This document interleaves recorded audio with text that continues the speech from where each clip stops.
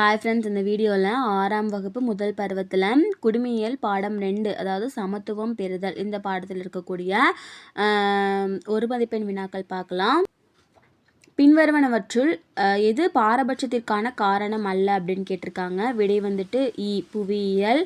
அடுத்தது பாலின அடிப்படையில் நடத்தப்படும் பாகுபாடு குறிப்பிடுவது என்ன அப்படின்னா ஆ, பாலின பாகுபாடு. அடுத்த கேள்வி, பாலின அடிப்படையிலான ஒத்த கருத்து உருவாதல் பெரும்பாலும் சித்தரிக்கப்படுவது வந்துட்டு இவை அனைத்தும், அதாவது திரைப்படங்கள், விளம்பரங்கள், தொலைக்காட்சி தொடர்கள்.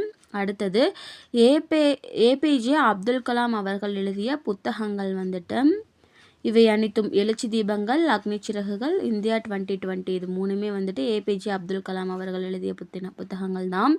அடுத்தது ஏபிஜே அப்துல் கலாம் அவர்களுக்கு பாரத ரத்னா விருது வழங்கப்பட்ட ஆண்டு வந்து என்னன்னு கேட்டிருக்காங்க. 1997. அடுத்தது விஸ்வநாத் ஆனந்த் முதலில் கிராண்ட் மாஸ்டரான ஆண்டு என்ன அப்படின்னா 1988. ஆப்ஷன் இ தான் சரியான விடை.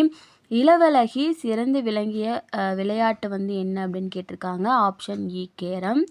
அரசியலமைப்பின் எந்த பிரிவின் கீழ் எந்த ஒரு குடிமகனுக்கும் எதிராக மதம், இனம், ஜாதி, பாலினம், பிறந்த இடம் ஆகிய அடிப்படையில் பாகுபாடு காட்டக்கூடாது என கூறுகிறது. இது வந்து என்ன அப்படின்னா 15(1) இந்த பிரிவு தான். விடை வந்துட்டு ஆ, இதுதான் சரியானது.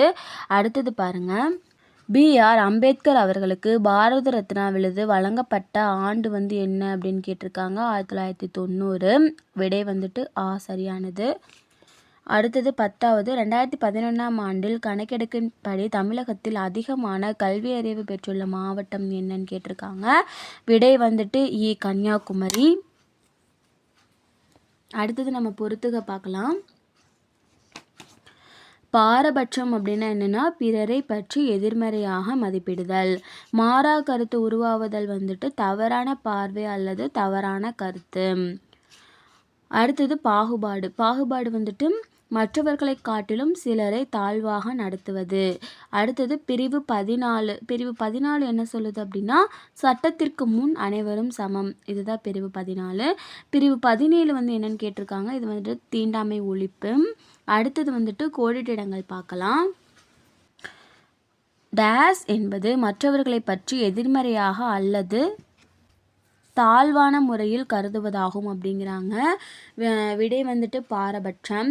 டேஸ் ஆம் ஆண்டு ஏபிஜே அப்துல் கலாம் பிறந்தார் அப்படிங்கிறாங்க. 1931.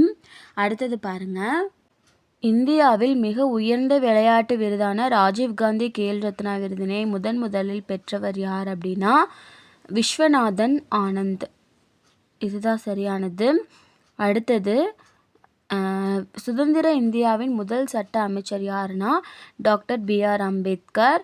அடுத்தது 2011ஆம் ஆண்டு மக்கள் தொகை கணக்கெடுப்பின்படி குறைந்த பாலின விகிதம் உள்ள மாவட்டம் என்ன அப்படின்னா தர்மபுரி.